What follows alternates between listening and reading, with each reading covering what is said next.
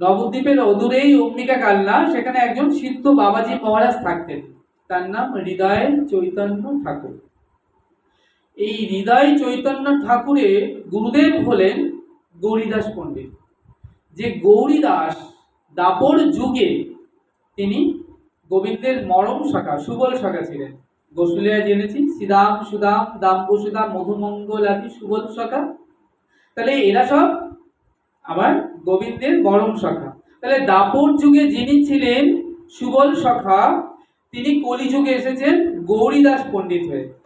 তাহলে গোবিন্দ কথা দিয়েছিলেন সেদিন, ওরে সুবল, তুই যদি দ্বিপ্রহর কালে আমাকে রাধাবদন দর্শন করাতে পারিস, তাহলে আমি কথা দিচ্ছি এ জন্মে নয় জন্মে জন্মে তোর দাস হব। সে কথা রেখেছেন কলিযুগে। গৌরীদাসের পণ্ডিতের ঘরে গিয়ে দেখবে গৌরী নিতায় আজও বাধা রয়েছে, যেখানে ঝলক দর্শন হয়। তো একদিন কি হলো না, গৌরীদাস পণ্ডিত তিনি কি করেছেন না, নিতাই গৌরকে সেবা দেবেন গলবস্ত হয়ে তিনি কি করলেন না, মনে মনে প্রার্থনা করলেন যে আমি আজ নিতাই গৌরীর সেবা দেবো। এই দেখো, এই অন্তরে তুমি যে ভগবানকে ডাকছো, ভগবান কিন্তু অন্তর্যামী, এখানেই থাকেন। তুমি অন্তরে যা শুভ শুভ চিন্তা করবে, ভগবান অবশ্যই সেটা জানতে পারবে। তাহলে গৌরীদাস পণ্ডিত কি করলেন, সেবা দেবেন। গৌরী নিতাই জানতে পারলেন। এদিকে মহাপ্রভু কি করলেন, শতাধিক ভক্ত নিয়ে আসছেন কোথায়, গৌরীদাস পণ্ডিতের ঘরে। আর গৌরীদাস পণ্ডিত ছুটে গেলেন নগরে। গিয়ে তিনি কি করলেন যে কালনা কাটোয়ার গিয়ে নগরে গিয়ে ভিক্ষা করলেন। ওগো নগরবাসী, তোমরা আমাকে দুটো ভিক্ষা দাও। তোমরা জানো আমার ঘরে আজ নিতাই গৌর আসবেন, দুটি ভাই, আমি নিতাই গৌরের সেবা দেবো, দাও ভিক্ষা দাও। ভিক্ষা করে এনে গৌরীদাস পণ্ডিত তিনি কি করলেন, রন্ধন করলেন। রন্ধন করে ভোগ লাগালেন। ভোগ লাগিয়ে পথের দুনয়ন বিন্যস্ত করে তাকিয়ে রয়েছেন কখন নিতাই গৌর আসবেন গলবস্ত হয়ে। এমন সময় দেখছেন আকাশ বাতাস মাতোয়ারা করে কৃষ্ণ নাম ধ্বনিত হচ্ছে, হরিনাম ধ্বনিত হচ্ছে। আর নিতাই গৌর দুটো ভাই নৃত্য করতে করতে সুরধুনীর ধার দিয়ে এই দিকেই আসছে, অর্থাৎ গৌরীদাস পণ্ডিতের গিয়ে দিকে আসছে। আর নিতাই গৌরের পেছনে শতাধিক অগণিত ভক্তমণ্ডলী হরিনাম করতে করতে আসছে। হরিনামে ধ্বনিত হচ্ছে, আকাশ বাতাস মাতোয়ারা হচ্ছে। হরিদাস পণ্ডিত দেখে মনে মনে চিন্তা করছেন, আমি মনে মনে বাসনা করেছি আর নিতাই গৌর চলে এসেছে আমার গিটের দিকে। উনি কি করলেন, গলবস্ত হয়ে তিনি ছুটে গেলেন সুরধুনী গঙ্গার ওই নিতাই গৌর আসছে যে পথ দিয়ে, সেই পথের দিকে গিয়ে দণ্ডবাদ হয়ে পড়লেন নিতাই গৌরের চরণে। বলেন, প্রভু তুমি এসেছো, ওগো দয়াময়, এসো এসো। নিতাই গৌরকে ঘিরে নিয়ে এলেন।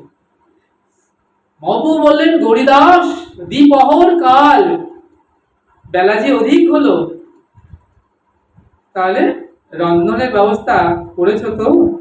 গৌরীদাস বললেন, গৌরসুন্দর, আমি নিতাই গৌরকে সেবা দেবো এটুকু জানি, রন্ধনের সেটুকু করেছি। বললেন, এই যে পিছু যে অগণিত ভক্তমণ্ডল এসছে, তাদেরও সেবা ব্যবস্থা করতে হবে তো? বললেন, আমি তো নিতাই গৌরকে সেবা দেবো এইটুকু জানি। তুমি তোমার ভক্তকে প্রসাদ অমৃত করে দেবে কিনা সেটা দায় তোমার। এই দেখুন, একে বলে কি বলতো, নিষ্ঠা, একে বলে আত্মনির্ভরতা। তোমার যদি ঠাকুরজির চরণে পূর্ণরূপে আত্মনির্ভরতা থাকে, তাহলে ঠাকুরজি কৃপা করে। আজকে আমি হরিকথায় আসবো, মনে মনে বাসনা করলাম আজকে এখানে আমি হরিকথা শুনতে আসবো। যেই বাসনা করলে উনি কি করলেন না, ভগবান ঠাকুরজি এসে বসলেন তোমার হৃদয় আসরে, তুমি এসে বসলে হরিবাসরে। ঠিক তিনি বল দিয়ে নিয়ে এলেন, কারণ বলরাম হলেন কে, নিত্যানন্দ, নিত্য নিত্য আনন্দ যার, তিনি নিত্যানন্দ। বলদেব বল দেন, তাহলে আমার কি বল আছে, আমি হরিকথা এসে বসবো, হরিকথা শ্রবণ করবো, কারণ এটা কলিযুগ, মায়ার সংসার, তাই না? অনন্ত কলিযুগ। কি কলিযুগ হচ্ছে অন্নগত প্রাণ, অন্নের মধ্যে মানুষের প্রাণটা নিবাস করে। একবেলা অন্ন না দিলে মানুষ পাগলের মতো হয়ে যায়, সারাদিন না খেতে দিলে তো ভাঙচুর শুরু করে দেবে। বলছে কলিযুগ অন্নগত প্রাণ, অধপথে মন, কামিনী কাঞ্চনের প্রতি আসক্ত, সর্বত অনাচার অবিচার, তাতে করে কলিযুগী বড় দুঃখী বড় কাঙাল। তাহলে এহেন কলিযুগের উপায় কি হবে বলো? হরিনাম ছাড়া আর তো উপায় নেই। তাই জন্য বললেন, কালো নাস্তব নাস্তব নাস্তব, গতির অন্যথা। তিনবার বললেন কলি যুগে কলি জীবের হরিনাম ছাড়া আর কোনো গতি নাই নাই নাই। তাহলে এই যে নববিধা ভক্তি, শ্রবণ কীর্তন অর্চনা বন্দন সূক্ষ্ম দাস্য পদসেবন, তাহলে এই যে নববিধা ভক্তির মধ্যে বললেন কলিজীব তো আমরা,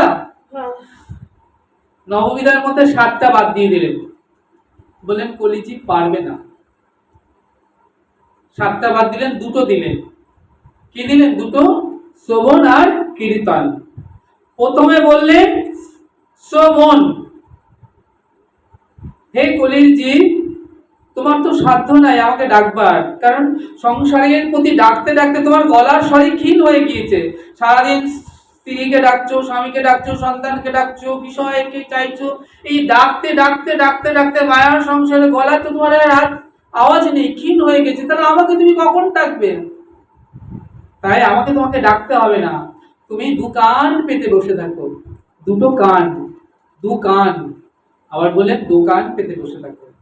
দোকান পাতলে কিছু না কিছু বেচা কেনা হবে, তো বললেন দোকান পেতে বসে থাকো। দেখো কি সুন্দর শব্দের অলংকার।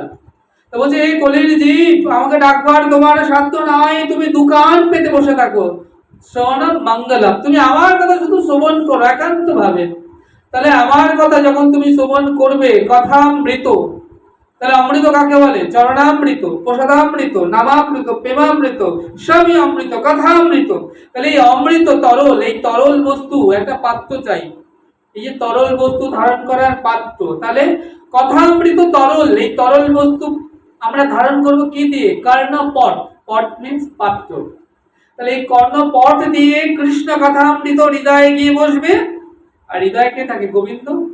তাহলে তুমি সংকল্প করেছো হরিবাসরে আসবে, সংকল্প করলে হরিবাসরে তুমি এলে, আর গোবিন্দ এসে বসলো তোমার হৃদয় বাসরে।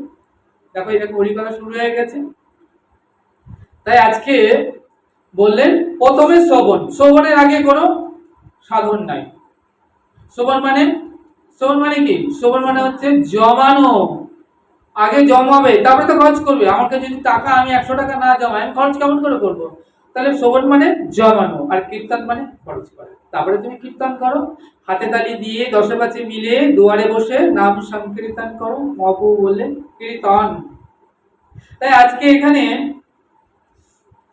কি হলো না, সেই যে গৌরীদাস পণ্ডিত, সেখানে গৌরীদাস পণ্ডিত বললেন যে আমি গৌরীতাই 2টি ভাইকে সেবা দেবো, এটুকু জানি। তুমি তোমার ভক্তদের সেবা প্রসাদ অমৃত দেবে কেন সে দায়িত্ব তোমার। মহাপ্রভু দেখতে দেখতে মহাপ্রভু বসে গেল, নিত্যানন্দ বসে গেল, আর অগণিত ভক্তমন্ডলীও বসে গেল। অন্তর্যামী গৌর সুন্দর কিন্তু জানেন গৌরীদাস দুয়ারে গিয়ে নগর থেকে যেটুকু ভিক্ষা করে এনেছেন অন্ন ব্যঞ্জনাদি, তাই তিনি রন্ধন করেছেন, ভোগ লাগিয়েছেন, সেটা খুবই যত সামান্য। মহাপ্রভু বললেন গৌরীদাস এ তো আমাদের যা রন্ধন করেছে 2 ভাইয়েরই হবে না, ঠিক করে তাহলে করে অগণিত ভক্তমন্ডলী সেবা কি করে হবে? গৌরীদাস বললেন প্রভু তুমি তোমার ভক্তকে প্রসাদ অমৃত দেবে কিনা এটা তোমার দায়। এই দেখো একে বলে নিষ্ঠা, একে বলে আত্মনির্ভরতা। এমনি গৌরীদাস অন্ন ব্যঞ্জনটুকু গৌর হরির পাতে দিলেন, নিত্যানন্দের পাতে দিলেন, নিত্যানন্দ প্রভু সেবা নিচ্ছেন আর ডাকছেন নরহরি, মুরারি, মুকুন্দ, বাসুঘোষ, অদ্বৈত, শিবাস, সবাই আসছে, বলছে দা ওই ভক্তকে দিস, ওই ভক্তকে দিস, ওই ভক্তকে দিস, ওই ভক্তকে দিস। একই মহাপ্রভুর ভোজন বিলাস দেখে আনন্দ নৃত্য করে গৌরীদাস। ওইটুকু অন্ন ব্যঞ্জন দিয়ে শতাধিক ভক্তের সেবা হয়ে গেল, তখনও মহাপ্রভুর পাতে যেটুকু অন্ন ব্যঞ্জন ছিল সেটুকুই রয়ে গেল। বলছে এই তো ভোজন বিলাস। বলছে গৌরী লীলাতে যেখানে মহাপ্রভু যখন সেই বৃন্দাবনে যাবেন, তিনি যখন বৃন্দাবনে যেতে যেতে কানাইয়ের নাটশালা থেকে তিনি আসছেন, তাহলে তিনি যখন নবদ্বীপে আসতেন, নবদ্বীপ হয়ে আবার নীলাচলে যাবেন, তখন সেন শিবানন্দ ওই পথের খরচা আদি তিনি বহন করতেন। সেখানে শতাধিক ভক্ত, হাজার হাজার ভক্ত, কিন্তু নগর থেকে যেটুকু ভিক্ষা করে আনতেন, মনে করুন 1 কেজি ভিক্ষা করে এনেছেন অন্ন ব্যঞ্জন, তাই দিয়ে ভোগ লাগাতেন। কিন্তু মহাপ্রভুর অচিন্ত লীলা শক্তি মহিমা এমন, ওইটুকু দিয়ে ওই হাজার হাজার ভক্তের সেবা হয়ে যেত। তাই বলছেন গৌরীদাস, মহাপ্রভুর একই ভোজন বিলাস, আনন্দে নৃত্য করে গৌরীদাস। এমন ভাবে সাতটা দিন কিন্তু চলছে। এখন 7 দিন অন্তে বলছেন আজ গৌর সুন্দর গৌরীদাসকে, গৌরীদাস এবার আজ্ঞা করো আমরা নবদ্বীপে যাই। গৌরীদাস বলে, কি প্রভু তুমি নবদ্বীপে চলে যাবে? শিরে যদি বজ্রাঘাত হয়, পুত্র যদি মারা যায়, তাও সহন যায়, কিন্তু তুমি চলে যাবে, সে বিরহ কবু সহন নাহি যায়। তাহলে আনন্দ কোথায়? আনন্দ ভক্ত মিলন আনন্দ। আর দুঃখ কোথায়? সংসারের ভক্ত বিরহ দুঃখ। কোন ভক্ত চলে গেলেন, ভক্ত সঙ্গ আমি করতে পারলাম না আজকে, এটার থেকে দুঃখ আর কি হতে পারে? আজ আমার হরি কথা শোনা হলো না, আজ আমার সৎসঙ্গ সাধু সঙ্গ হলো না, এইটা একটা বিরহ ভক্তদের কাছে, তাই না? তাই বলছেন গৌরীদাস বলছেন, প্রভু যদি পুত্র মারা যায়, শিরে যদি বজ্রাঘাত হয়, সে বিরহ সহন যায়, তুমি চলে যাবে, এই বিরহ কবু সহন নাহি যায়।